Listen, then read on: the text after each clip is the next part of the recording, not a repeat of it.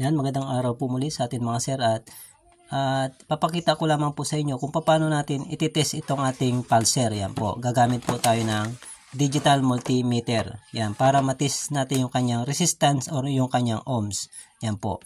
Sa pag-check ng ating pulser gamit itong multimeter, iset natin siya sa ohms. Yan, lagay natin siya sa 200, yan, 200 ohms, yan. Pwede rin sa 2K, yan. Pero isiset ko siya sa 200, yan po.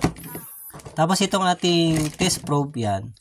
Itong kulay red ng ating test probe or yung positive, ilagay natin dito sa wire ng pulser, yan. Ito pong pulser na ito ay may dalawa siyang wire. Itong blue with white, ito yung positive ng pulser. Yung red with white, ito yung kanyang negative ng pulser.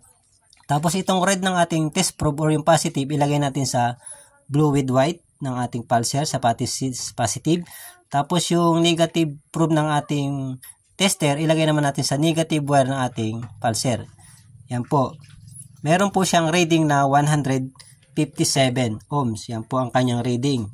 Nangangahulugan po yan, goods pa yung kanyang pulser. Dahil ang passing reading ng ating pulser kapag dry type na stator, 120 to 200 ohms. Kapag wet type na stator or yung may langis na stator, ang passing reading ng kanyang pulser ay 130 to 250 ohms. Yan lang mga sir.